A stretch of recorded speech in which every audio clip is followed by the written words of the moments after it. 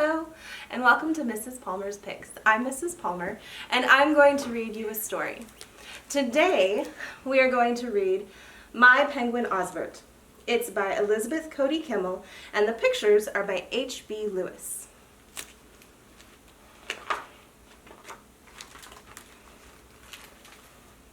This year, I was very specific in my letter to Santa Claus.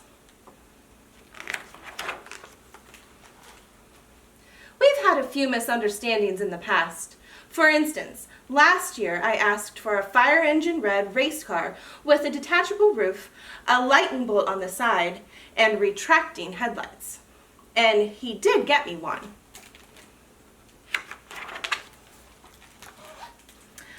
But it was only 3 inches long. And the year before, I had really wanted a trampoline. I wasn't sure how to spell it, so in my letter, I just sort of described what I wanted. Santa sent me a pogo stick.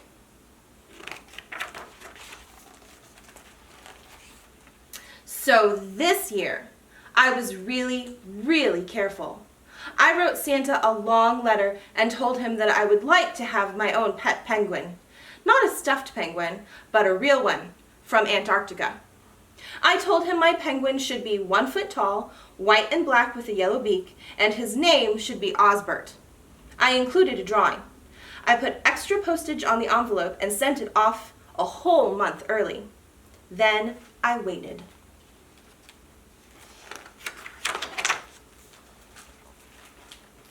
When Christmas morning came, I was the first one downstairs. There he was. He was black and white with a yellow beak and exactly 12 inches tall. He was moving and breathing and everything. Around his neck was a tag. It said, "Hello, my name is Osbert." Santa had come through.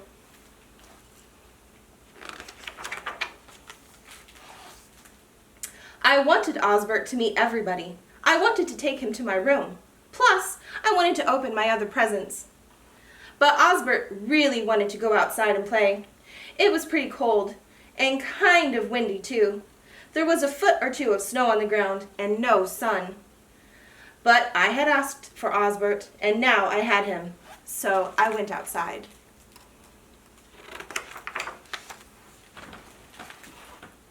We played powder slide and wreck the igloo. We had snowball fights and made ice penguins. We escaped from the jaws of imaginary leopard seals. Osbert wanted to go swimming, but I explained that it might not be possible. So we sang some of the old penguin songs instead.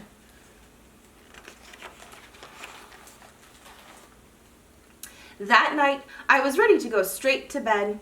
We'd had such a big day. But Osbert wanted to take a bath. He filled the tub to the very top and we got in. Osbert unwrapped all the bars of soap and floated them around like icebergs. After a while, I had prune fingers and my skin itched from all the soap. But I had asked for Osbert and now I had him. And Osbert liked playing in a cold bath.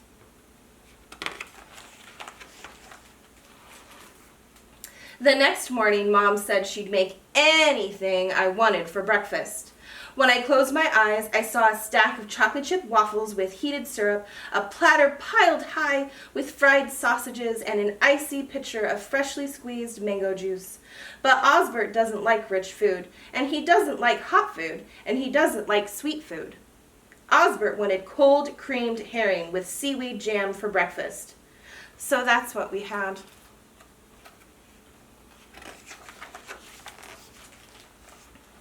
After breakfast, it was my turn to do the chores. So I did the dishes and went upstairs to clean my room. When I came back down, I saw that Osbert had been working too. He had built an entire ice village out of freezer pops, frozen leftovers, and tubs of ice cream. It was all beginning to melt. Osbert, of course, couldn't hold a towel in his flippers. But I had asked for Osbert, and now I had him. So I cleaned up the mess myself.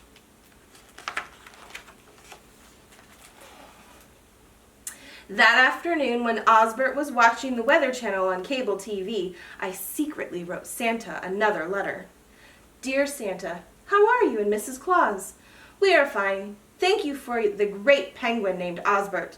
We take cold baths together and have creamed herring for breakfast. I am getting used to spending all day in the snow. Plus, it turns out I didn't have frostbite after all. Your friend, Joe. P.S. One more thing, Santa. If you feel like maybe I should have asked for a different present and you want to swap, that would be okay.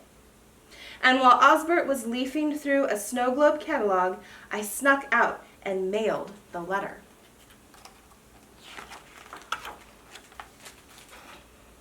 A couple of days later, I woke up to find a package at the foot of my bed. There was a tag with my name on it, signed Santa. Inside the box was a red pullover sweater and 2 free passes to the grand opening of Antarctic World at the zoo. After Osbert made a shrimp sculpture out of the wrapping paper, he wanted to go right away. But he didn't want to take the bus. The zoo was a long way away, but I had asked for Osbert, and now I had him. So we walked.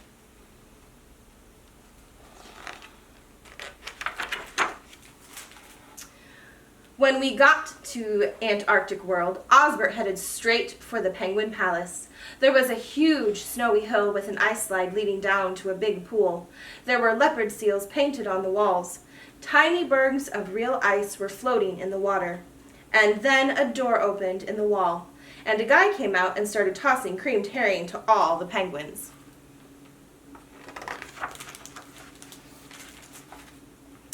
When it got to be closing time, I told Osbert we had to leave. He waddled over to me, but I knew he felt at home in the Penguin Palace. It had everything he needed. Osbert was the first Christmas present Santa ever gave me that I really wanted. I had asked for Osbert, and I had gotten him. But Osbert needed ice slides and leopard seals and plenty of herring. I asked him if he wouldn't be happier living at the Penguin Palace. Osbert looked into my eyes, and then he nodded.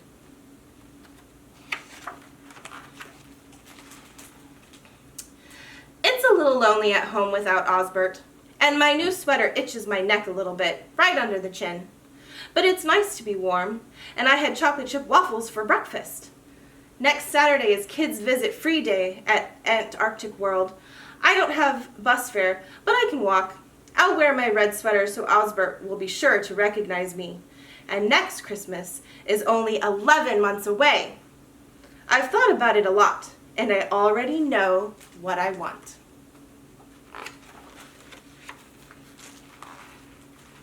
I'm sure I can't get into too much trouble with just one helicopter. I hope you liked this story. Make sure if you want to see more stories, you like and subscribe to this YouTube channel. Thanks. Bye.